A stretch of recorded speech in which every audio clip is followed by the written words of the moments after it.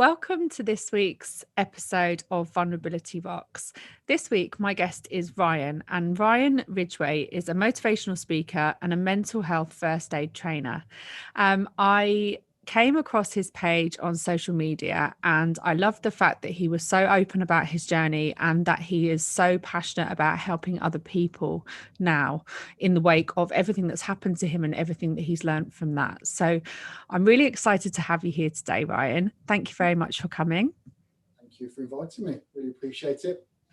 I'd like to start by asking you a little bit about you. Where are you from? What's Ryan about? Tell me. Okay. Originally, I'm from a little town called Nuneaton, near to Coventry, but don't hold that against me. It's not all bad, I promise. I'm nearly 40. I don't know how I feel about that.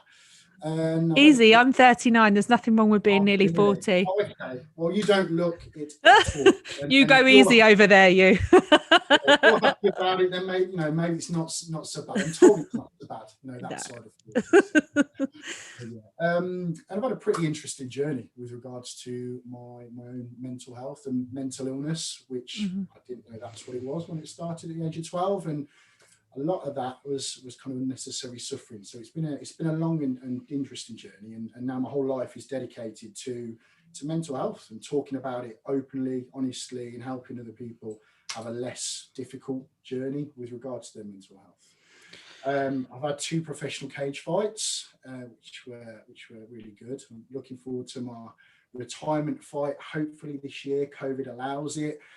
Say retirement because I'm sick of getting beat up by 20-year-olds. They're too fast, they're too easy. I need to take up golf or something that side of 40. So yeah, that's me in a nutshell.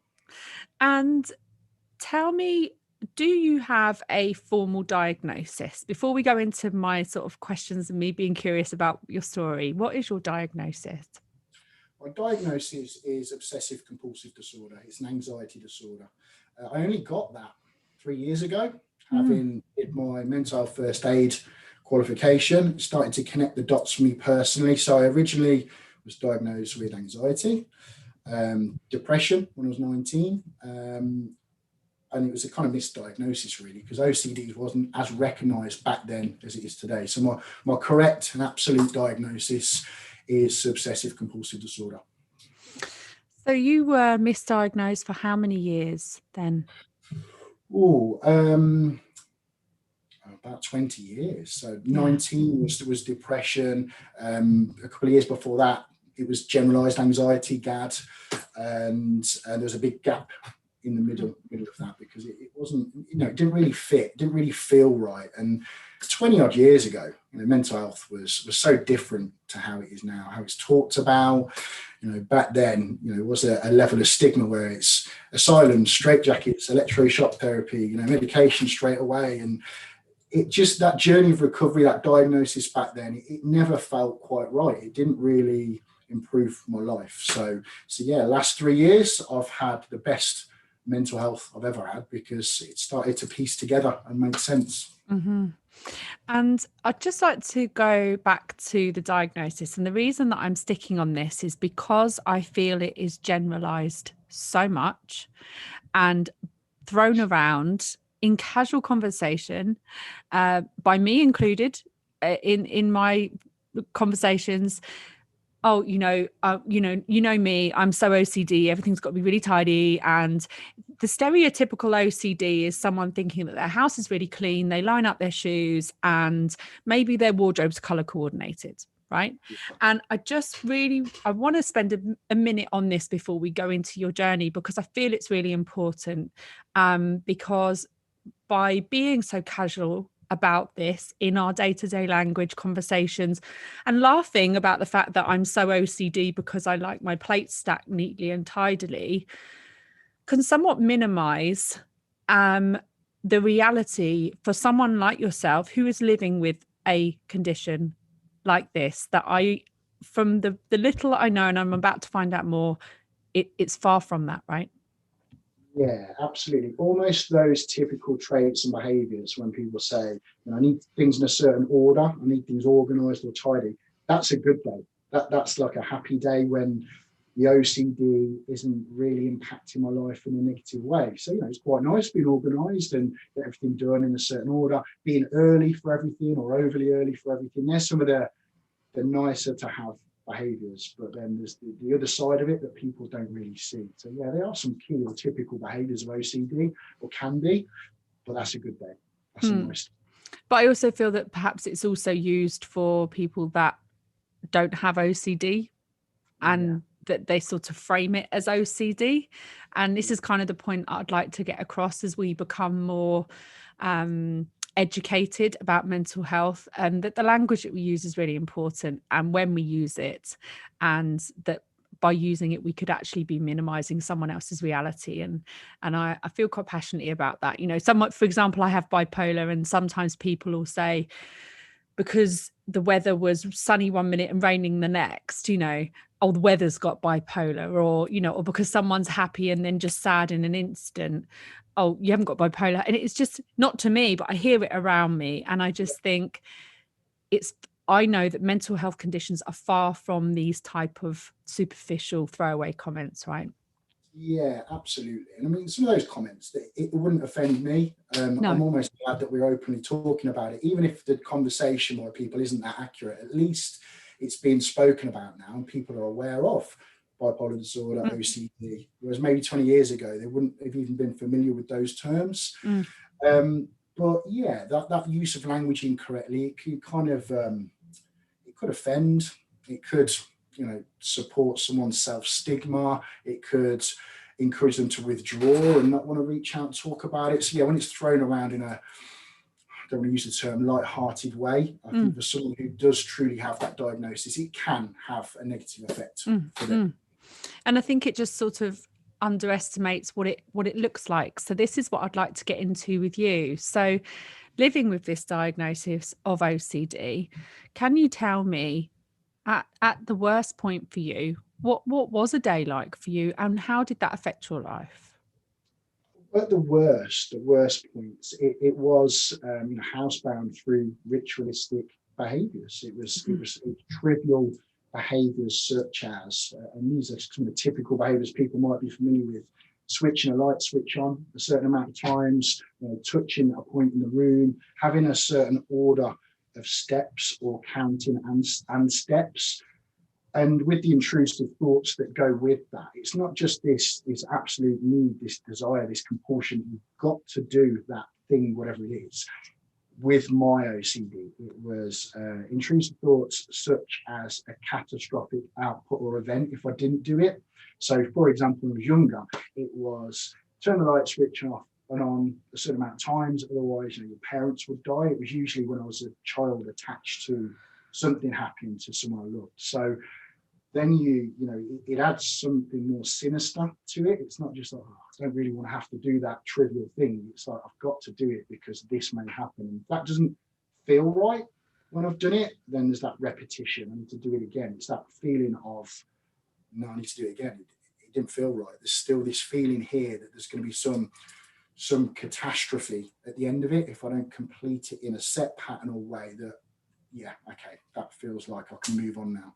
And that would happen for weeks. And I was housebound for about 6 weeks at its worst. And I convincingly hid that from the people closest to me, put on that mask and just made excuses, withdrew from the world without anyone being aware that something more was going on in the background other than Ryan's a bit quiet. Why is he not, doing this or coming here or speaking to anyone? Wow. I didn't know that the thought process behind it wasn't the action for comfort, but the action for fear of what might happen if not. Yeah. I think different people have different diagnoses where they can have the compulsions, the intrusive thoughts, the combination. And when mine started, it was just, I feel like I need to carry out this task. But then as I grew older, it kind of evolved and developed and went unsupported. I think that's a big part of why it got so severe. It was this, this is going to happen to this person if you don't carry it out. And as a child, it started about the age of 12. You don't know if that's normal or usual. You think, is this puberty? Is it growing up? I don't understand it. and then trying to talk to people about it at that time when mental health was so different to how it's been like now. It was, it wasn't supported. No one really knew what I was going through. So this started for you for when you were 12, and then talk me through your journey and tell me your mental health journey or your mental illness journey, and walk me through that. So I think it started about the age of 12. That's my earliest kind of memory, I think. And yeah, it was fairly harmless at the start. It was just this feeling, this compulsion, I've got to do this thing. But then it got, like I said, more concerning, more worrying with regards to the catastrophic output if I didn't do it. And I was able to still hide that. I was able to do these things when people weren't around. So I could kind of keep it within and just, I'm going to get it done when no one's about, and I'll hide that. But it got more cruel because it's your own mind. How do you beat yourself? How do you beat your own mind? And it got more cruel in the fact that it turned to blinks, and it would demand that I do them in that moment. So I remember one particular time where I was with my dad. He was a manager of a football team at a pub, and I was surrounded by, supposedly men's men. I was quite young, and these were blokes. And I had to blink a certain number of times, and people noticed, and they kind of called it out in front of this group. I was a little bit ridiculed, not through cruelty, just their own lack of understanding. So they blink, I have to blink, and I couldn't hide that. People would see that and think it was, what's that? Is it a nervous twitch or a tic? So I stopped being able to hide it. And that's when it really kind of took a turn for the worst, because it was met with the judgment, the stigma, the comments like, you're strange. I got bullied at school as a result of some of this. So yeah, the early years were difficult. They were really, really hard.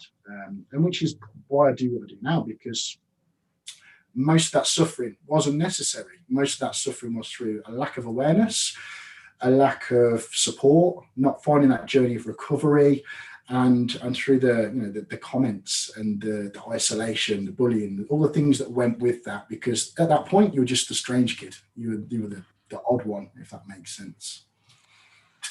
Gosh, it comes with so many layers, doesn't it? When there's a lack of support and a lack of understanding and education around you, because you're dealing with so much already. And then the very moment that you need that help, if that help doesn't come in the right form, it just adds so much complexity and elongates the process to you actually getting into recovery. Yeah. Doesn't it? Absolutely. It absolutely does. It absolutely does. And I think maybe I was kind of in that generation in the middle. I hope that wouldn't happen now. I think that being nearly 40 and that going on back then, I think hopefully now we've moved past that. Hopefully that would have been recognised as something more than that child's just a bit odd or strange. Hopefully that wouldn't happen to anyone in modern times. But it got much worse when I was about 18, 19. So around that age, I had symptoms of psychosis. So I had hallucinations, which were auditory voices, and I had my delusional beliefs that were combined with that. So my absolute belief was I was going to contract HIV. That was my wholehearted fear, was this. And it got so extreme that I'd play football, cut my leg, fall on the grass, and then think, what if someone who's done exactly the same has landed there, there's blood-to-blood contact, I need to get a test. That was my wholehearted belief. You couldn't have persuaded me otherwise. And I wasn't a high-risk group or considered to be. I wasn't an intravenous drug user. I had 8 tests in 12, 13 months. Rather than that be recognised by the professionals as a mental health concern, they banned me from having tests for HIV.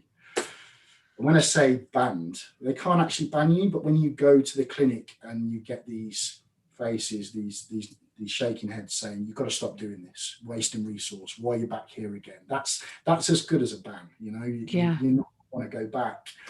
And I'd travel an hour to go to a different clinic, but then my records caught up with me.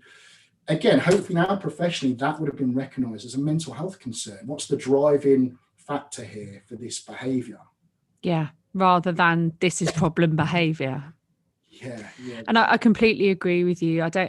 I hope that now younger people, I mean, we're the same sort of age, and I think younger people now, I hope, will have a slightly different experience because awareness is more, but even because the health services are more aware of the red flags. I similarly to you got diagnosed with depression at the age of 15, and it wasn't till I was 29 I actually got my diagnosis. So I'm with you on that part. I'm hoping that it is quicker now for the younger people coming up through their sort of years. Yeah, hopefully. And I imagine your journey, had some similar parts as mine, that lack of understanding and, the incorrect diagnosis. It still takes on average 6 years to correctly diagnose bipolar disorder in the UK. Yeah. Still 6 years. What a difficult 6 years that could be for the person, their friends, their family. And everyone around them. I don't want that for people. 6 years. So this is why I teach what I teach. Don't get me wrong, it's definitely difficult for the person suffering with the mental illness, but it's so hard for everyone around them as well. Like, I look back, I don't know about you, but I look back and I think I was causing chaos around me, is the truth. And where I wasn't getting the right support, the right help, I didn't know what I was dealing with. No one knew what we were dealing with. They just thought that Emma's, this is Emma, right? This is what she does. You then start, for me, I started sort of going into destructive behaviors as a way of coping. I now know it's a way of coping. I used to really beat myself up for those things. But now, guess what? It was a way to cope because I didn't have any other tools at the time. So in a way, it kept me alive, right? So I also read, about some obsessive behavior that you had around sit-ups. Oh, yeah. Tell me about that. That was, I'd say I was about 14. Again, you kind of guess at ages. It's all a bit of a blur. But one day, it was particularly bad. The intrusive thoughts, the feelings, the behaviors. And it was like, right, sit-ups all day. We're going to do sit-ups all day long. I mean, that'd be impossible, but I did sit-ups until I couldn't do any more, rested, did more sit-ups. I was doubled up in pain for about 3 weeks in bed, 3 weeks off school. So I pretty much tore every muscle in my stomach. I was being horrifically, violently sick. And even then, my dad had said, what have you done? I was like, I'm training. I've done sit-ups all day. And it was kind of like, that's a really silly thing to do, pushing yourself that far. But I didn't share the detail. In fairness to my parents, I didn't say, look, I couldn't not do sit-ups. Like, these voices, if I didn't do those sit-ups, then you were going to get hit by a car, or you were going to leave or die or whatever. And I didn't share that part, because I think by that age I tried to share bits, and it made it worse. The lack of understanding made it worse. So I really started to withdraw and keep it within and hide it as best I could, knowing it wasn't normal or usual behavior. Yeah, I mean, that's just, that is an example of how extreme something like OCD can be for somebody. The fact that at the age of 14, through fear of what might happen through these intrusive thoughts, you tore your muscles in your stomach. I mean, it's just, it's intense. And you said that you tried to share bits with people, but because it wasn't understood, you then went inward. I'm interested, when you did try to share, what sort of things, and this is no reflection on the people around you, because everybody can only do their best. So this, where I'm going with this, isn't a blame thing. It's just an understanding thing. What sort of things were you met with? What was sort of said to you in an attempt to reassure you, or whatever it was? It was your usual comments where someone wanted to give you their reassurance. They'd say, well, that's, don't worry about that. That's not the way it works. That's not going to happen. When has that ever worked? Saying to someone, oh, don't worry. That I wish it was that easy. Saying that to someone, same as calm down. Where did that ever work in the history of time? Telling someone to calm down generally has the opposite effect. So it either did did nothing. It didn't offer any support, or it did more harm. So when there was the worst comments, it wasn't met with that frustration. That person, I want to make you better. I want to fix you. It's not working. So now I'm frustrated because I don't know what to do or say. And yeah, the facial expressions, the looks, the body language, all of that combined to paint a picture that the person, I don't know, just felt that what you were doing wasn't normal in the sense that they believed it to be. So it just it added no value, or it made me self-stigmatize and think, you know what, I'm not normal. I am weird. I am strange, because no one else is receiving this information in a way where they can say, that's okay, that's fine, this is what we're going to do, we'll go and seek professional help, we'll take these steps. So it just reinforced some of the concerns I had, that this is strange behavior and I need to hide it. And I think that's a really important part to note, isn't it? Because on the other side then, what was it that you did need, or what would it have been helpful to hear? I needed that kind of professional reassurance, I think. So there's a time that stands out. The first time I can remember where my dad took me to see our GP, our doctor, family practice that we've all been with for years and years. And again, a great practice, because years ago, this was different for professionals and common knowledge. And what I'd done is, do you remember you used to have those tin pencil cases at school? I do. Yeah. I loved mine. I went through so many. They were collectibles, weren't they? I don't think people pride them as much as we I'm not sure kids care much about their pencil cases like we did, but I didn't even have pencil cases. I think it's probably iPads and Apple MacBooks now, isn't it? Pencil case. But do you remember people used to like stab them with a compass and make patterns? And on the other side of the tin, it left quite a sharp edge. I was with friends, and you know, when you're with your peer group and there's a bit of bravado, I remember someone like grabbed this pencil case and they grazed their hand with it, and then they did exactly the same to me, and I was like, you know, am I going to catch something from that? Do I need to get a test now for HIV? That's the first time I remember worrying about that, and I was in bits. I couldn't sleep for this worry, this fear. You know, overanalyzed the lad that did it. You know, where's he been? Where's he lived? What's his history? What's his background? Overthinking. I wasn't able to hide that, because it almost ruined. Well, it pretty much did ruin a family holiday in Florida. We were going away abroad to Florida. I wasn't looking forward to this holiday at all. I was just worrying about this thing, and they took me to see the GP, and again, he just said, you know, you can't catch it like that. You know, like, don't stop worrying about it. You can't catch HIV from a graze or a scratch. But that was it. You know, that was it. I was worried about it. It was a fear. It was something I couldn't get out of my head. And even that professional reassurance didn't quite cut it. I didn't go, oh, brilliant. You know, now I feel fine. It was still there, and I was in the GP's surgery office for all of like 5 minutes. You know, so back then, what I needed really is to someone hear me, believe me, and take that on board, and look at the bigger picture.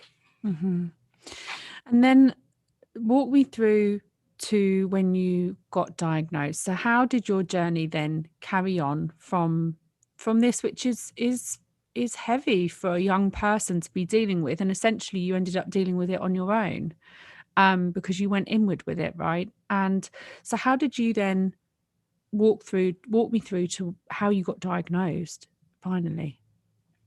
What, diagnosed the first time, or my diagnosis of OCD kind of 3 years ago? Both. Yeah. Well, from that, those points of suffering, and I hit rock bottom a number of times, and by rock bottom, I mean, I made suicide plans, but thankfully, luckily, you know, didn't carry them out, or make an attempt. But I made very well constructed plans, and you know, felt the relief. This is it. I'm going to deal with this anymore. I feel like a weight's been lifted, and for a number of reasons, just didn't go down that path. But my inaccurate learned behavior was, no one is going to help me but me. So if I'm the only person to help me, what do I consider to be the toughest person, toughest persona? Right, I'm going to become a doorman. I'm going to get heavily tattooed. I'm going to go into fighting. I'm going to abuse steroids. I'm going to create this supposedly tough exterior, and you know, if people are saying, oh, Ryan's, you know, a bit crazy, he's a bit nuts, he's a bit of a psycho, right, I will show you what a psycho I believe to be then. If you're labeling me with that, watch this. I'm going to just put these walls up, these walls and these barriers. On the inside, scared little boy, upset, crying, totally broken, if you want to use that term. But on the outside, probably looked like I was doing great.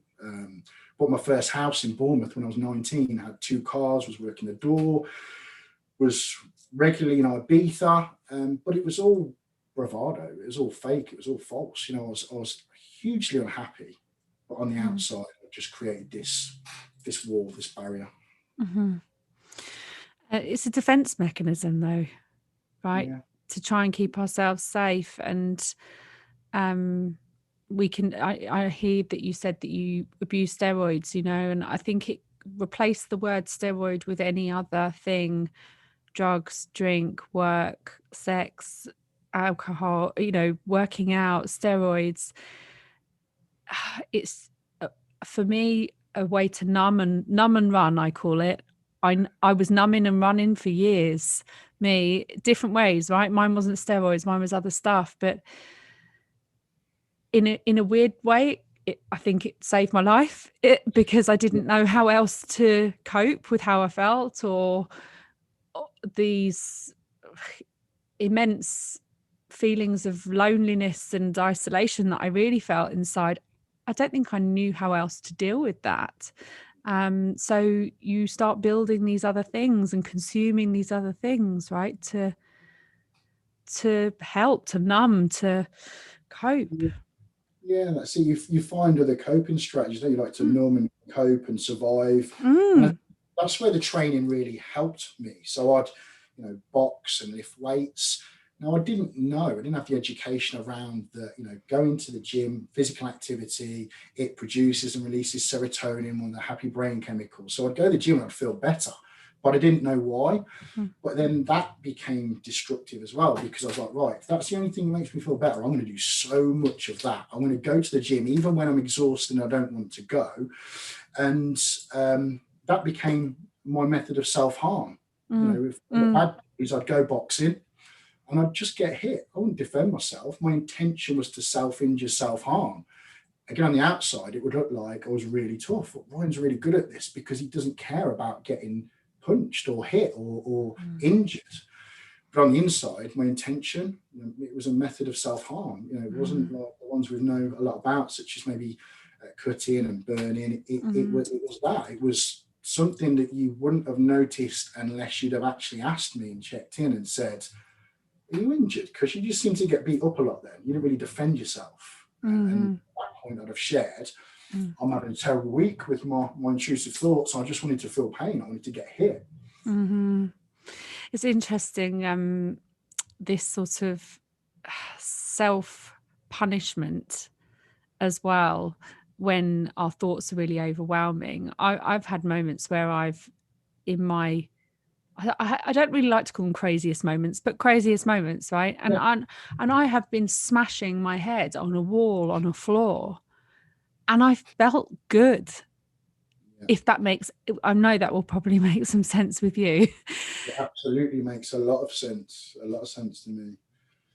Yeah, I'm sorry to hear that. You know, it's something we shouldn't have to go through. I mean, yeah, you'll learn a lot about yourself. Do I want to avoid that for other people and give them alternate ways of coping and understanding? Yeah, you can do that if you want. I'm not going to try and take it away from you, but have you considered why? What are your triggers, your urges? Have you thought about the way you feel when you do this? You know, let's expand that knowledge and that awareness, and give people better coping strategies if they want them. Yeah, I mean, people can only adopt new tools and skills if they're in a space to take them on and want to, right? So this work is everyone's for their own, but without the knowledge that other coping strategies, tools, and skills to learn about ourselves, without knowing that they even exist because they were never modeled to us, you don't know what you don't know, right?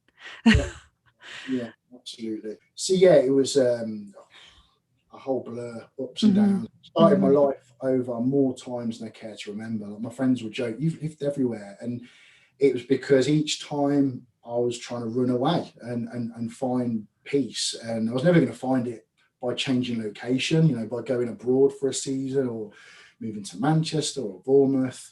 I've started more relationships than I care to remember as well, because I was just trying to escape my own mind. And it was only when I started to get older and it started to get easier.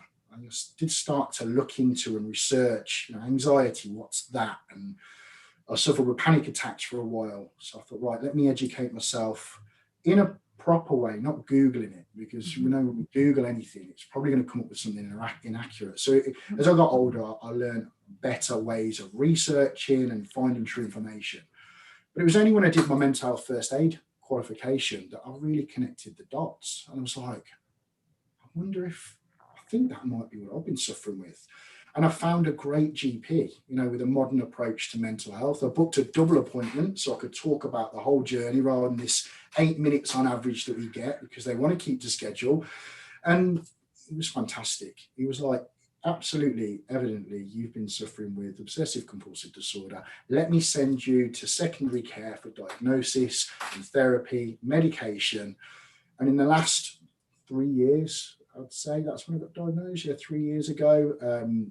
I've been in a space of optimal mental health. So mental illness, poor mental health, mental well-being, and now optimal, because I can keep the negative side of that OCD at bay with this whole toolkit of initiatives, coping strategies, and learning about what I need to avoid or minimize, like alcohol. You know, if I go and have a big night out with my friends, I am going to suffer for that the next few days. I'm aware of that, so I can make an informed decision. Is it worth it? Do I want to minimize that? So there's the stuff over here to limit or avoid. There's the stuff over here that I know if I'm having a bad day, right, what's in my toolkit? Let me do some meditation. Let me have some cold water exposure, some Wim Hof breathing, all this stuff. Let me limit device time. Let me avoid blue light. There's all these things now that I can call upon if I'm having a not so great day. And I think that's brings me nicely on to this next part. So one, I want to ask you about Wim Hof breathing meditation. I'm interested in this. But two, just that I'm passionate about the way that we can be, if you are living with a mental health illness, the way to have good mental health and have the best quality of life whilst living with the mental health illness, because it doesn't go away. We have to respect the fact that this mental health illness exists and we have to cohabit, right, in ourselves. But in order to do that, you're saying, you know, I can make an informed decision. I know that this means this. We have to respect it, but also we have to educate ourselves. And one of the things that I believe is make yourself the expert in the room on yourself, right? I used to go, I remember when I first was struggling, and I'd go to the doctors and it was like I was going to God. And I was sitting before them, like thinking, please give me a magic wand, an answer. I'm going to go there. They're going to do something magical and I'm going to get fixed, right?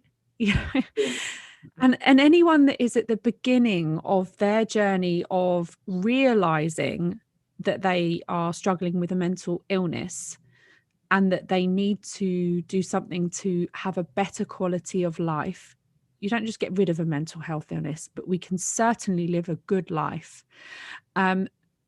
Education for yourself is absolutely key, because doctors aren't gods, right? And they're not magicians either. They can't just fix you. So much of this work is stuff that we have to do.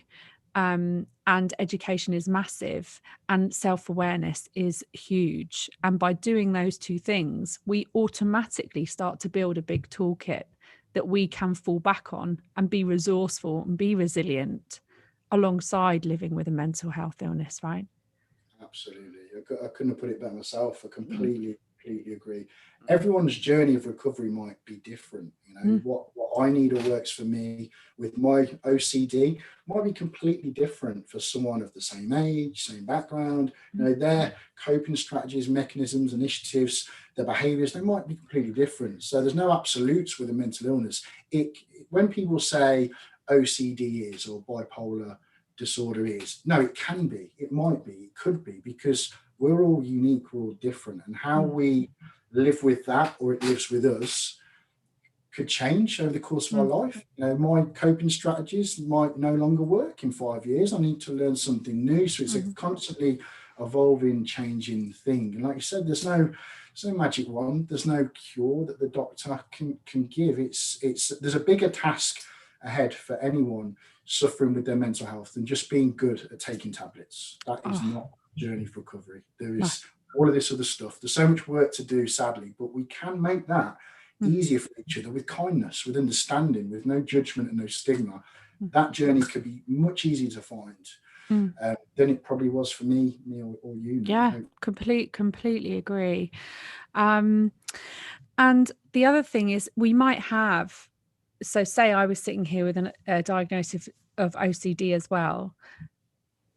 How we present and how our symptoms present could be so utterly different based on our conditioning and our upbringing and what our triggers are for our conditioned self.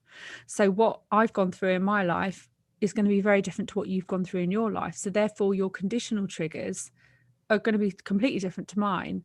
But if we're not aware of what they are, those, for me, my conditioning triggers that have come from childhood and experience can trigger my mental health condition to kick off and to be very unwell. So if you don't really get to work on where you've come from, what your beliefs, who's taught you, why do you think this way, and what have you been exposed to, and what were you modeled and what were you not modeled, more importantly, quite often, what behavior were you not modeled as you were growing up? These are really important factors to understand because they're very triggering for our mental health conditions. Yeah, completely. That's it. We've all got different upbringing experience and different triggers and urges that can go with that. No one's journey is the same. This whole, I know how you feel. You can never really say to someone how they feel. You might have some similarities, but yeah, we're all different in that. And how it presents, like I said, the behaviours, how it presents, how it affects us. There's no absolutes with any of this. There might be trends, but everyone's going to need something different potentially. And the other thing that I read was that there's a history of mental illness in your family. Is that right? Yeah, there is. My dad, bless him, my dear old dad, he's got the same diagnosis. And he only got that diagnosis at the age of 70. So following my journey as a mental health first aider, I started to connect the dots with my dear old dad and went to the GP with him.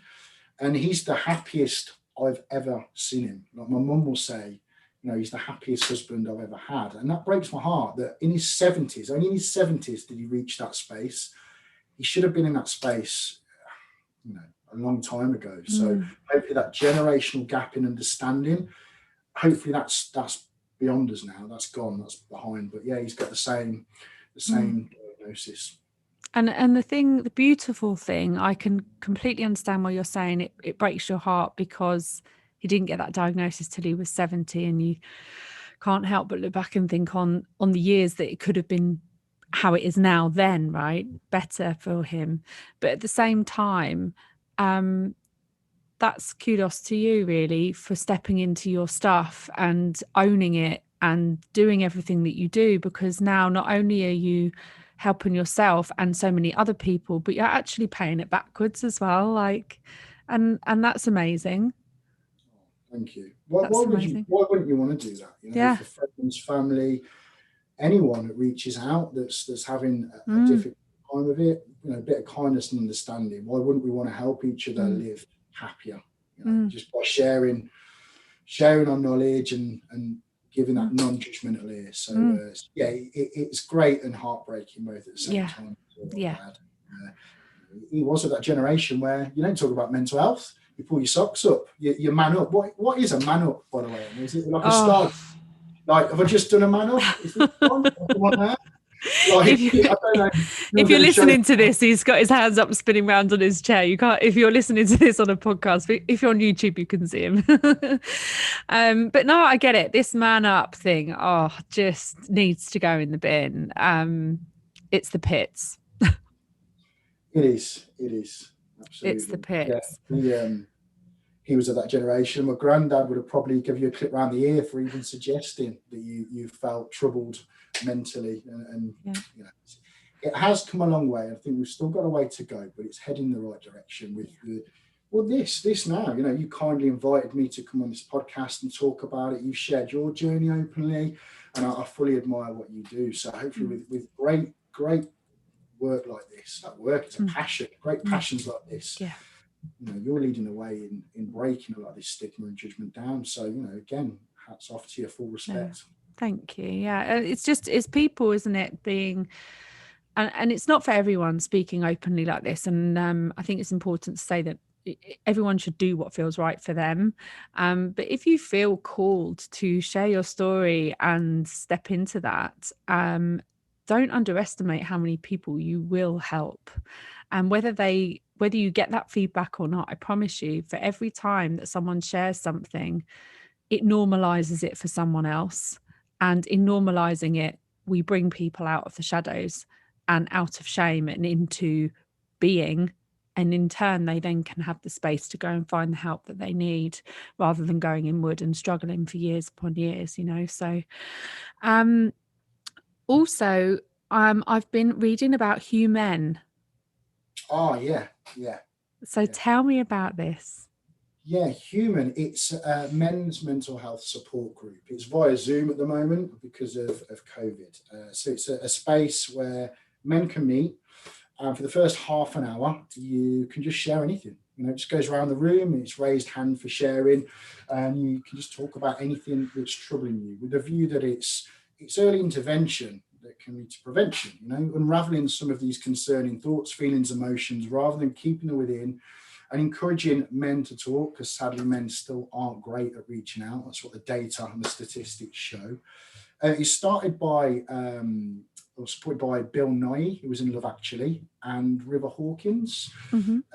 They both had their own journeys of mental health, and they started this fantastic initiative that's running today. So I attend that every Monday. It's like a gym for your mind, you know. I make it a regular part of my week, even if I feel great and I don't feel like I need to log on. Just hearing other people share what they're going through, that in itself is so it's so helpful, just to again normalize it. Yeah, and I do think that we say this thing, you know, it's okay to talk. Now, because of the stigma that has come before, and as we say, it is getting better, I know that there are a lot of men that would struggle to share like that with other women present, because of this kind of image that has been created. So this, you know, this whole thing of bringing girls up to think that they should be at home by the sink and all of that, it goes both ways. Because if for every woman that you bring up to stand by the sink, you bring up a man that thinks he has to be stoic and, you know, not flinch and not have any emotions and not be human, right? So it goes both ways. And the effect of that is that you end up with guys that I imagine would find it very difficult to open up still. And hopefully this will change over time. And this is why this Human is an amazing space for guys, because guess what? There's no judgment there, right? And you don't even have to tell anyone you're going, I suppose. You can just come, right? That's it. You can sign up on human.org, and in its confidentiality is everything. You know, what's said in the room, who's in the room is absolutely confidential. So I've introduced it to friends and they've appeared on that call, and we've never mentioned it. You know, we respect the space. So yeah, you can just sign up on their website and attend. There's no pressure. You know, you're not forced to say or do anything. It was probably 3-4 weeks maybe before I felt brave enough or comfortable enough to talk. But what encouraged that is hearing all these other men, you know, cry, get upset, get angry, frustrated, share what they're going through, and all of that. You're like, hang on, I'm feeling a bit that way. I've felt that way. I've cried, like, in secret, in private, and it's just so refreshing to have it out there and open. It is, and the power of group. I'm really passionate about group. I mentor groups of women, and it's peer, you know, peer to peer, and I'm really passionate about it because I think that it's a great space to literally chuck shame out the window. And that's the biggest burden that we carry with any of our troubles, is feeling like we're alone, no one understands, we are not normal for feeling the way we're feeling. And the power in group is massive. Now, this isn't to say that therapy isn't important. It really is. Coaching, mentoring, therapy, all great. But when you get in a room with people who are just like you, who are not coming from a space of any sort of superiority at all, they're not a professional and you're the person in crisis, it's a powerful space to be. So I was really excited to read about Human, and really excited to see that you're now actively part of them and working with them. Is that right? Yeah, I'm an ambassador for them. So Amazing. and just sharing that message, and they're who I'm going to raise money for with my last and final fight. So that's who I'm going to raise the money for, and raise awareness. You know, walking down to the cage or ring, whatever it is, I haven't decided yet, wearing Human branded shorts and Men's Health on the t-shirt. Hopefully those men who do feel, like you said, that way, where they can't come out and talk, they see that and go, hang on, that's a cage fight, and they're talking about mental health, and it's okay to talk. Hopefully that will further break down the stigma for those groups, that demographic, who still think it's weak or whatever other inaccurate behaviour they've been brought up to believe. Yeah, I think it's amazing that you're an ambassador for this, and it's perfect for your journey too, right? So tell me about your final fight. Yeah, final fight. Well, COVID's kind of put a pause on that because we just don't know what 2021 is going to bring. I think I'm probably leaning towards Thai boxing at the moment. In fact, I've been there this morning for the first time because I've never been great at Thai boxing. I've boxed, I've done 2 pro cage fights, but Thai boxing is a whole new thing. So I like a new challenge, and that's probably where my head's at the moment. So it's absolutely going to happen in 2021, but where and how, we'll just have to see what's going on with the pandemic. Okay, you have to keep me posted. And I've got one last question. And how on earth did you get named Daisy Sparkles? Right. How did you find out about that? I'm like, now I really need to know this. How did that happen? Are we able to talk about it here or not? We can talk about it legally. I think it's okay now, so we'll be all right to cover it. I'm even more intrigued, to be honest, now. You'll probably get arrested the next week. No, it was all fine. It was absolutely fine. So one of my best friends, Scott, would be okay with me naming him. He was my old boss for 8 years in a job. We worked at a call centre. And we used to have to fill out, the one-to-one paperwork, your performance reviews. And I remember the day. He said, "Oh, do you want to just sign the paperwork, and we'll go and have a chat. We're going to have a coffee." Yeah, no problem. Sign this paperwork that he cleverly kind of doctored so it didn't look like the paperwork for who is it? Do the name change? Is it Deepal? I can't remember. Deepal, anyway, yeah. It's Deepal, isn't it? Yeah. So I signed this thing, and then we've gone on a lads' holiday to Ibiza, and all the lads are having a little bit of a laugh, a bit of a giggle. I thought, something's going on here, and I'm the brunt of this joke, I can tell. And they produced this certificate, this stamped official certificate saying, "Thank you for legally changing your name to Daisy Sparkles." They picked that name because they thought it'd go well with cage fighting and boxing, and this supposedly, this guy that trains all the time, Daisy Sparkles. So I got back from Ibiza and I rang them and I said, "Right, this has happened. It's £50 to change it back. I understand. I need to change it back." And they got really funny. They were like, "What are you saying? It's fraud? Like you didn't do this?" So I had to keep it for 5 years before I could change it back.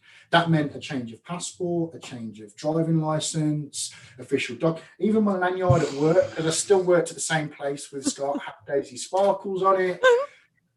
Thankfully, I never got pulled over, because you can imagine the police officer, knock on the window, can I have your driving license? What's your name? Daisy Sparkles. Come on, off we go, down the station, let's take you out. It would have been terrible. So, that's really took me by surprise, that question, Emma. Sorry. No, brilliant. This has made my week. And the question is, how do I get him back? How do you top that?